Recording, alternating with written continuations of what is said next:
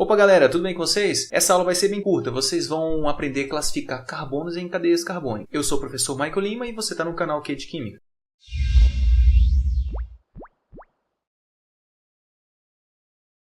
Então, gente, trouxe para vocês aqui as fórmulas condensadas de 4 compostos orgânicos e nós vamos analisar os carbonos dessas cadeias carbônicas. Nessa primeira cadeia carbônica aqui, nós temos esse carbono em vermelho, onde o laser está apontando.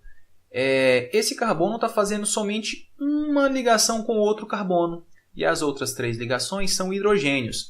Por isso, nós chamamos de carbono primário, porque ele está fazendo somente uma ligação com outro carbono. No segundo exemplo, nós temos um carbono, onde o laser está apontando aqui, que ele está fazendo 2 ligações com outros carbonos. Então, por isso, nós chamamos esse carbono de carbono secundário. No terceiro exemplo, nós temos esse carbono fazendo 3 ligações com outros carbonos e uma ligação com um hidrogênio.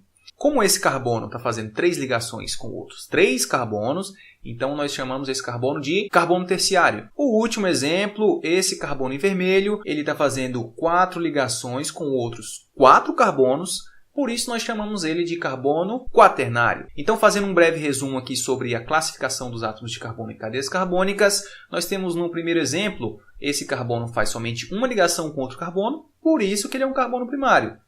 Esse carbono aqui, desse segundo exemplo, ele faz 2 ligações com outros 2 carbonos, por isso que ele é carbono secundário.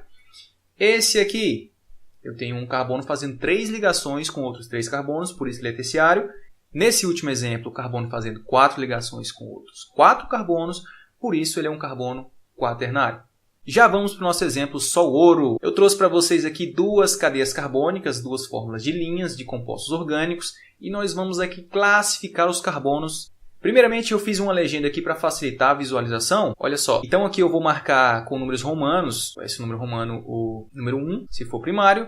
2, se for secundário. 3, se for terciário. E 4, se for quaternário. Coloquei em cores diferentes também para ajudar na hora da visualização. Vamos lá. Fazendo uma análise dessa estrutura aqui, vamos verificar quantos carbonos primários existem nessa estrutura desse composto orgânico. Nós temos 3 carbonos primários. Notem que os carbonos primários sempre estão nas extremidades, Esse carbono aqui, onde o laser está apontado, ele está fazendo somente uma ligação com outro carbono, por isso que ele é primário. Assim como os outros carbonos também, que estão nas extremidades, esse e esse. Já os carbonos secundários, olha só, esses carbonos secundários fazem 2 ligações com outros carbonos. No caso, nós temos só 2 nessa estrutura. O carbono terciário, é esse aqui onde o laser está apontado, ele está fazendo 3 ligações com outros 3 átomos de carbono. E nessa estrutura não existe nenhum carbono quaternário.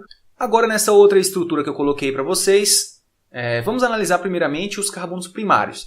Como vocês já estão ligados, os carbonos primários sempre vão estar onde? Nas extremidades, muito bem. Olha lá, todos os carbonos das extremidades vão ser primários porque fazem somente uma ligação com outro carbono. Olha os carbonos secundários, fazendo aí cada um 2 ligações com outros 2 carbonos. Olha só, nós temos aqui nesse caso 4 carbonos secundários. Nessa estrutura, nós vamos ter 4 carbonos terciários também, porque esse carbono, esse carbono, esse carbono e esse carbono estão fazendo 3 ligações cada um com mais 3 átomos de carbono. Olha que bonitinho aí o nanokid no slide.